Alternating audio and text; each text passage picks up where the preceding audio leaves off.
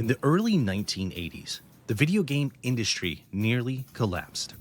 The Atari boom went bust, leaving shelves flooded with poor quality titles and what would be known as the video game crash that nearly killed the hobby altogether.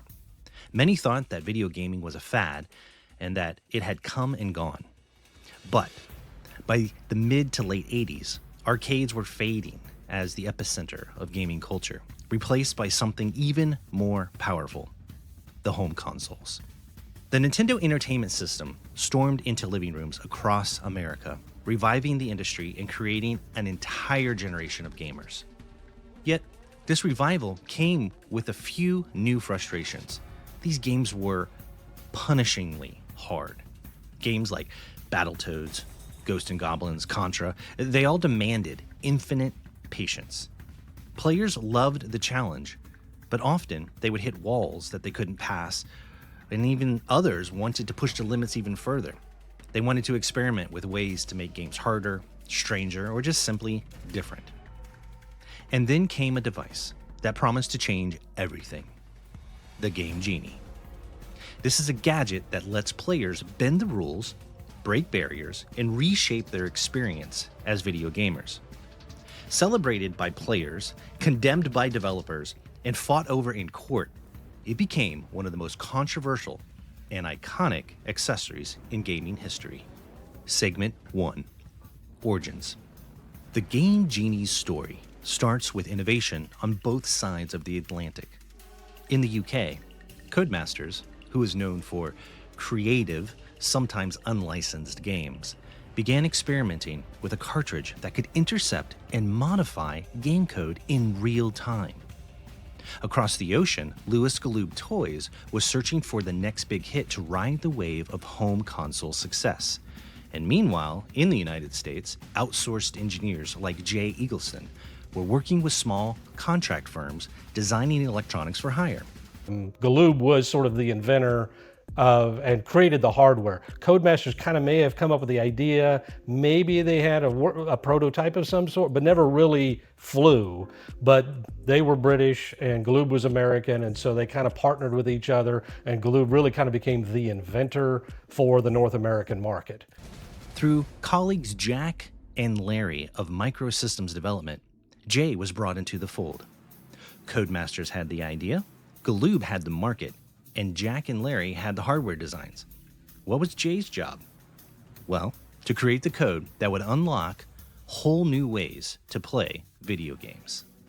Well, I grew up on a farm, which is far from tech as you can get, but I grew up also at a time right when PCs were starting to become a thing. Our school had an Apple IIe, kind of got me interested. So I went to tech school, got good grades, got recruited to go work out in Silicon Valley. I got to work on robotics projects and entertainment projects and a lot of different things. If you have any inner Thomas Edison in you, that was the place to be back in the 80s and 90s. I had worked there a few years. The company, I worked for 3 different companies. One was robotics and silicon management. One was telecommunications. The third one was the funnest one. It was sort of an engineering for hire group.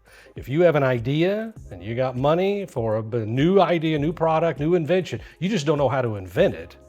We would do the design, the hardware, write the software, get the blueprints, and then you could take it to manufacturing and become a billionaire.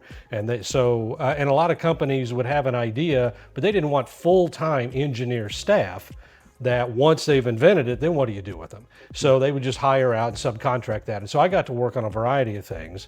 One of the projects that I worked on, we brought in another similar firm, a small outfit, just 2 guys, Jack and Larry. Their business was Microsystems Development was what the name was. And so they got to know me through that. Well, this outfit called Galoob, who you know invented the Game Genie, contracted with Jack and Larry to invent the hardware. Again, they had the idea, but they needed someone to actually design the electronics and the hardware itself. And so they contracted to them. And they got a hold of me and said, now that once they had invented the hardware, now we need to develop codes for the games. We need to play every game out there on the market and figure out and reverse engineer all those games essentially, and figure out how to come up with some cheat codes to make the gameplay more interesting. Segment 2, why the Game Genie existed. Games of the era were designed to be brutal. Developers wanted you to sink hours into them, replaying the same levels over and over again. The Game Genie gave players something they'd never had before: control. Suddenly, you could skip to the final stage, give yourself infinite lives, or unlock hidden features buried in the code. But it wasn't just about making games easier. Many codes added challenges. Things like fewer lives, slower movement, or handicaps that made familiar titles feel entirely new. For the first time, players weren't just following the rules, they could rewrite them. This is kind of when video games were becoming a big thing. Oh, yeah. We were past Atari and definitely past Pong at that point. And so the number of units being sold and that industry was very big. And so it became time, somebody just decided it would be kind of neat to make these games a little different, especially the games that were hard to get to the final level, right? Oh, yeah. A lot of the coders who made them, they made it to where they wanted you to play it forever, so they didn't want you to win too easy. And somebody came up with the idea about instead of having the game plug into the console, you could have something else plug into the console that was in between and the game go into it, and this something else would help you change the game to your liking. Segment 3, how it worked. Behind the magic was serious engineering. Jay used an in-circuit emulator wired to the Sega Genesis processor. He'd freeze the game mid-action, capture its memory, and compare data from before and after events, like losing a life. By finding the exact memory address where the change occurred, he could replace instructions and reshape how the game behaved. This is my Game Genie that I still have from 1991. Very nice. And the code book that goes with it that has all of the codes of all of the different games out there. There are all these 8-digit hexadecimal codes. And some of these codes are to make the game harder, start with fewer lives or fewer bullets or run slower or whatever, as much as it is to make it easier. The work wasn't glamorous, very tedious. Hours of trial and error, poring over hexadecimal data, replacing instructions with no ops to remove penalties, or crafting new code that unlocked possibilities developers never intended. But the results were spectacular. A codebook was included with every Game Genie, giving players pages and pages of options, things like infinite bullets or harder challenges, each one transforming how a game could be played. Jack and Larry contacted me and we agreed to work together, and they set me up with an in-circuit emulator. Huntsville Microsystems made this particular one. It was a blue box, about the size of a shoebox or so. And of course, back then, there were no laptop computers, so I plugged it into my desktop. There was no USB or HDMI, so I'm plugging it into a serial port. But with the software that came with it, it would pretend to be the microprocessor. So this was my Sega that I used. I've taken the screws out so we can take the top off. And then here is, you take the heat shield off. This is the guts of the inside of a Sega. This is the brain. This is the microprocessor right here. Of the whole system. That's there. right. It's kind of based off the Motorola 68000 chipset. And I don't know if you could see it or not, but this chip is plugged into a socket, which is soldered into the board. As I remember, they did not come with the sockets. So I desoldered, took out the microprocessor, put in the socket, and then I could plug the microprocessor back in, or I can plug in this in-circuit emulator. It had a big ribbon cable that snapped right into here, and now that emulator, that ICE, as we called it, could pretend to be the microprocessor. And then when I started the game, it was really the ICE that was the brains, just running it as if the micro was in there. The game didn't know any different. What I could do at that point is, as I'm playing the game, the software would allow me to stop the game at any point. The game would just freeze on the screen.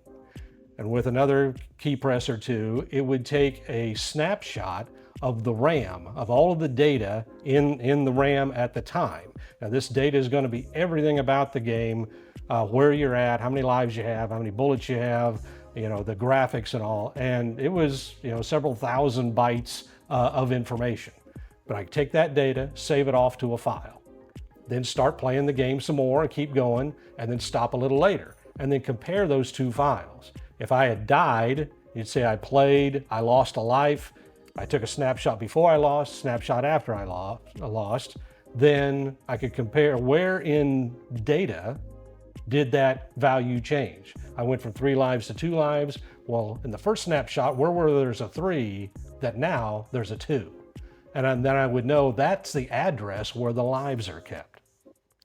The next step was to then, in the software, put a trigger for any time an instruction gets executed that would change that address.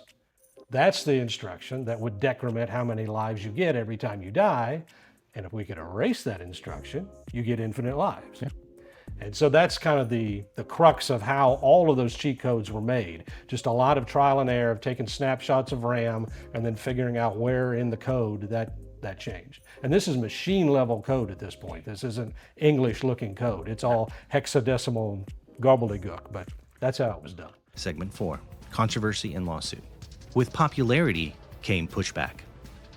Developers accused the Game Genie of undermining their work, and Nintendo declared legal war. They argued the device altered copyrighted games, making it an infringement. But in 1991, a landmark court ruling flipped the narrative. Judges declared that because the Game Genie didn't permanently alter any code, it created a temporary, new version of the game, not a violation of copyright. Nintendo's appeal failed in 1992. This cemented the Game Genie's legality and its place in gaming history. Well, the game manufacturers, as I recall, didn't really care for the Game Genie very much. In fact, I think Nintendo sued Galoob over this. Their take was when you change the way the game operates, you're changing a copyrighted product that they wrote. And but the judge, I guess, didn't see it that way. They said once that those codes are changed, well, now it's an entirely different game and therefore does not violate your copyright. And that really gave the green light for Galoob and others to make Game Genies and things like that. Segment 5, popularity and impact.